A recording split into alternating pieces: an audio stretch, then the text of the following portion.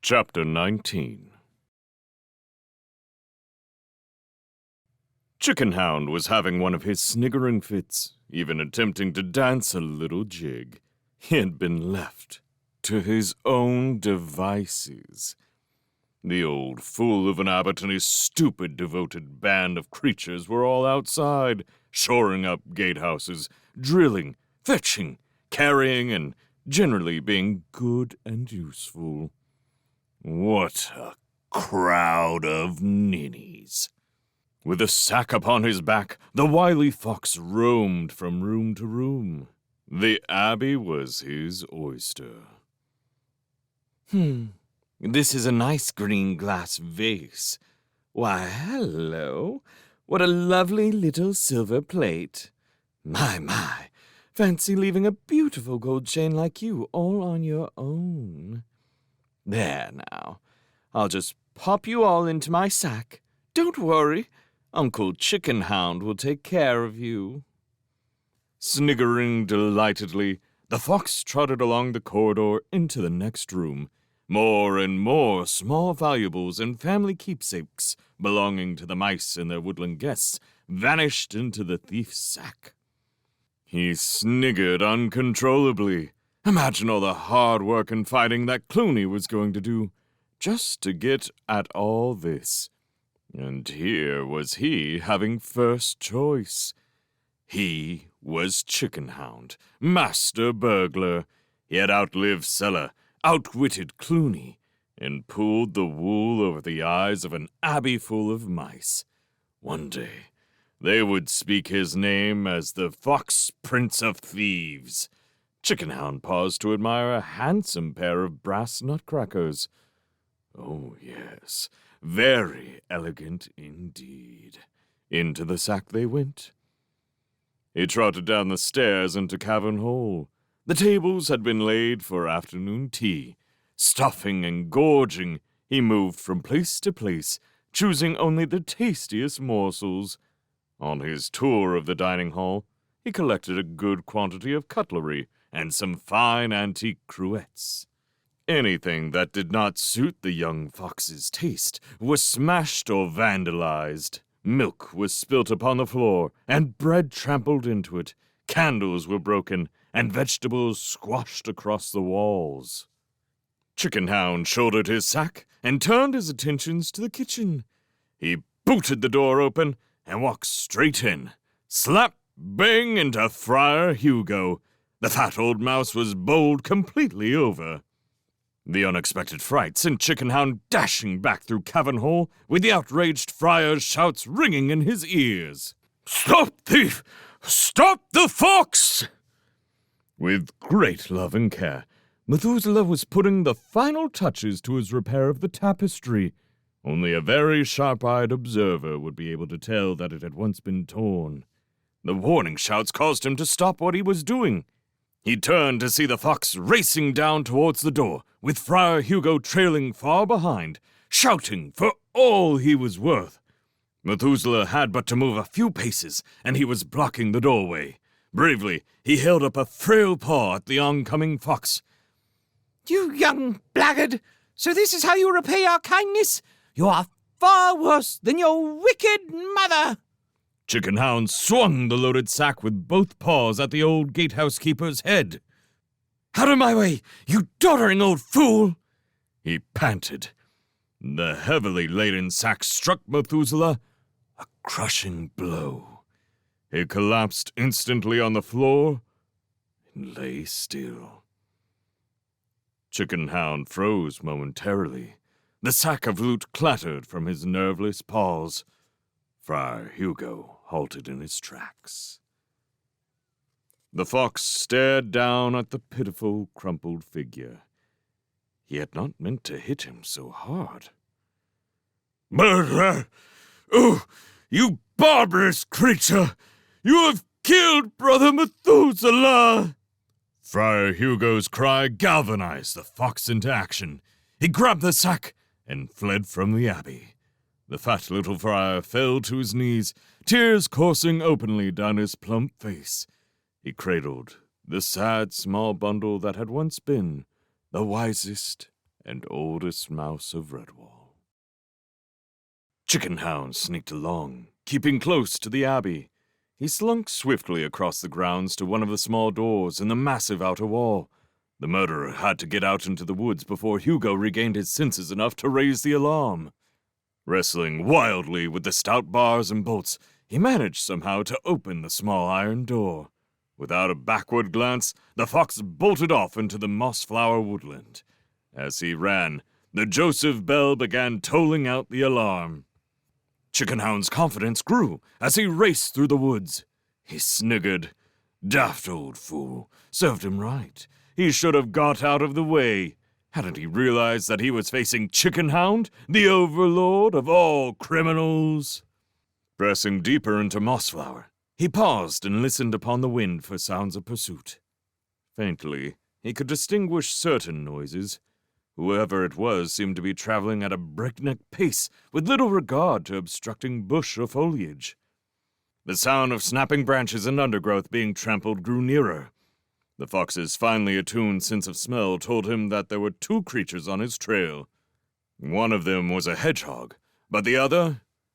Chickenhound's legs began to tremble. His heartbeats echoed in his ears. There was only one creature in all the wood with that heavy, unmistakable scent. Constance the badger!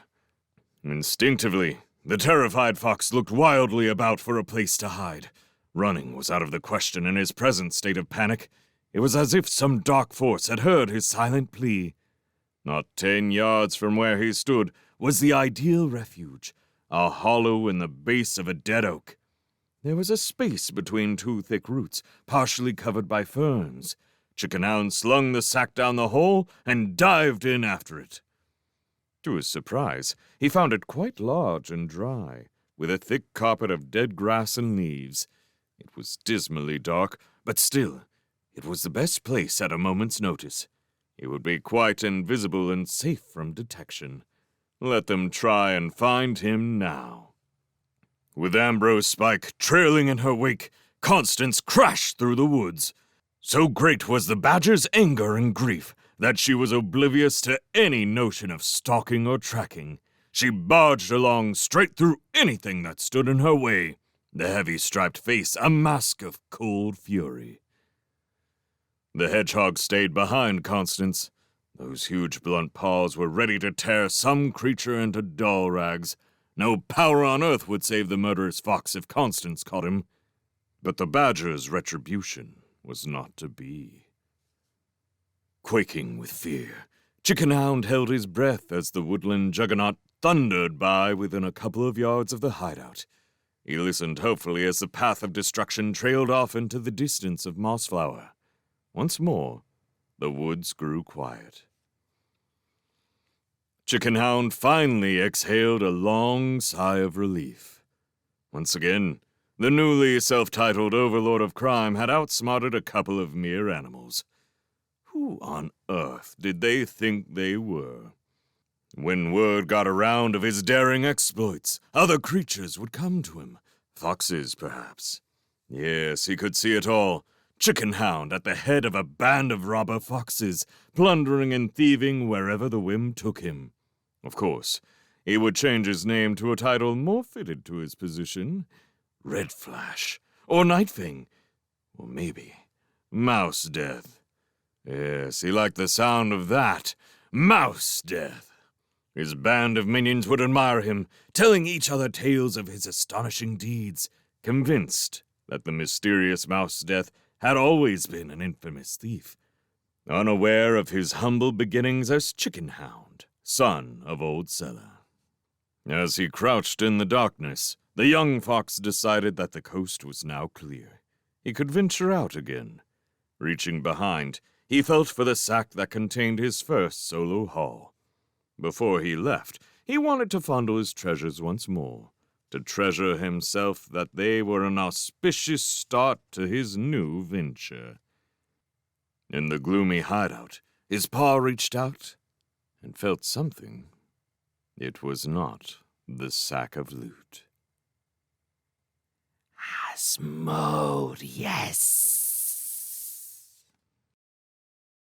That evening, The Joseph bell rang out a message of sadness and grief to Redwall Abbey. Mice and woodlanders sat about on the stone floor of Great Hall, each creature with its own sorrowful thoughts. 2 Redwall mice, dead upon the same day. Jess Squirrel sat with her head between her paws. Mr. Squirrel had taken the inconsolable Silent Sam off to bed. Jess had explained fully to the abbot and the council how she had witnessed Matthias's fall from the roof with the sparrow. Instead of falling straight down, both creatures had been swept out of Jess's line of vision by huge gusts of wind. Where Matthias's body lay now, nobody knew. As soon as her feet touched the ground, the squirrel had gone about organizing search parties. They had scoured the area until the light became too bad to continue, returning after fruitless hours spent searching Redwall grounds and Mossflower Wood. The compassionate Father Abbot consoled the sad squirrel. "Jess, it is no fault of yours. There was not a thing that you could have done, my friend. The fall was so great that no creature could have survived it. Tomorrow, we will search again. Then, we must bury my old companion Methuselah. Poor mouse. He never did anything to deserve such a cruel fate." The abbot pointed to the tapestry, shaking his head.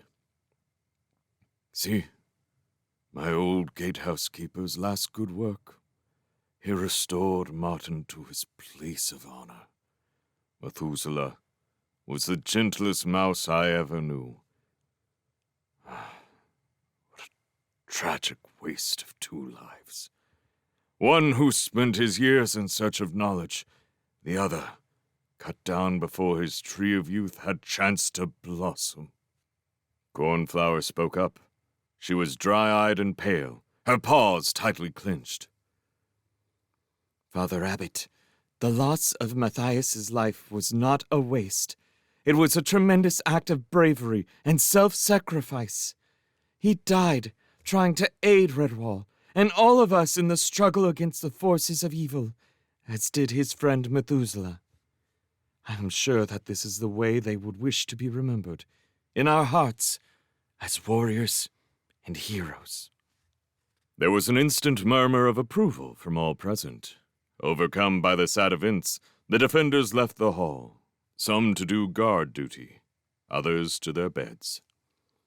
Constance remained sitting upon the floor, her face expressionless, the mighty paws clenching and unclenching. Brother Alf rose and stretched. "You'd best get some sleep, Constance." The badger stood up wearily and rubbed her eyes. "No thank you, brother. I couldn't sleep a wink at a time like this. You know how it is." Brother Alf sighed deeply. He knew, having watched Matthias since the first day he arrived at the Abbey gates, a woodland orphan, always polite, willing and cheerful. But now... "Come with me, then," said Alf. "I've got work to do. There's all the fishing nets to be laid for the night. Perhaps you'd like to come along and help me?" Glad of the chance to do something, the badger agreed. She and Alf strode off, talking of old times. "Do you remember that big grayling you and Matthias caught?" Constance said. Brother Alf chuckled. "Do I? Matthias wouldn't be satisfied until that fish was landed on the bank. I was all for giving up, but not him." Constance nodded admiringly. "Aye, that fish fed the whole Abbey. I remember, because I had 3 helpings, 2 less than that spiky wastebin Ambrose." Strolling leisurely around the bank of the Abbey pond, the 2 companions gathered up the nets preparatory to spreading them upon the water. Brother Alf went farther along the bank, looking for floats. Constance was about to sit down at the water's edge when she heard Alf calling. "Constance, look! Down here! There's a sparrow!" The badger ran and joined the mouse, looking to where he pointed. Sure enough, half in and half out of the water was the body of King Bull Sparrow. With a great splash, Constance waded into the shallows and dragged the corpse up onto the mossy bank. "It looks as if he's been drowned, brother. Quick, get some help and bring lanterns. Hurry!" The badger thrashed about in the water. Why hadn't the search party thought of looking in the Abbey pond? Help arrived swiftly. "Out of the way, Constance! The rest of you keep those lanterns high!" With hardly a ripple, Winifred and 3 of her otters slid into the water. As she swam, Winifred issued orders. "Spread out and dive deep. We'll quarter the pond between us. I'll take the south corner." Tense moments ticked by. A crowd of creatures lined the banks. All that could be seen was the still, dark water, broken at intervals as the sleek form of an otter surfaced and dived again. A cry went up as Winifred appeared, towing a still shape. Willing paws dragged the otter's burden up onto the bank. Shaking herself like a dog, Winifred panted. "Look what I found half sunk in the water over there.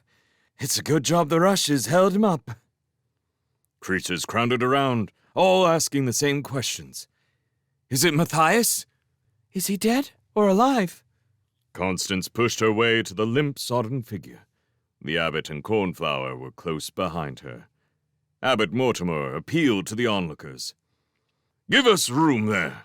If you really want to help, then stand back, please. Someone give Cornflower a lantern. Good mouse, hold it up." Obediently, the crowd fell back. More lanterns were brought forward. The abbot worked feverishly, resuscitating, levering, and pounding the prone form of Matthias. Cornflower voiced the question that was on the mind of every creature there. "Oh, Father Abbot, is he alive? He doesn't seem to be moving." The otter clamped a damp paw about her shoulders. "Hush now. The abbot is doing everything in his power. We will know soon enough." Brother Alf pushed through, carrying something. "Winifred, one of your otters has just come up with this sword belt and scabbard. He found them near where Matthias was." "Bring them forward," said Constance. "They may be of some help if Matthias opens his eyes. You never know." The abbot beckoned urgently. "Cornflower, give me that lantern, child. Quickly!" Holding the lantern glass close to Matthias's nose and mouth, the abbot was rewarded by the sight of faint mist that appeared on it. "He lives! Cornflower! Matthias is alive! Bring blankets! Get a stretcher! We must get him inside the Abbey!" Without a word to anyone, Constance lifted Matthias gently, as if he weighed no more than a feather. Carefully, the big badger clasped the young mouse close into the warmth of her rough coat. The crowd formed an aisle either side of her as she strode swiftly to the Abbey. Lanterns bobbed about in the darkness like fireflies, as the great Joseph bell tolled out a message of joy and hope to Mossflower.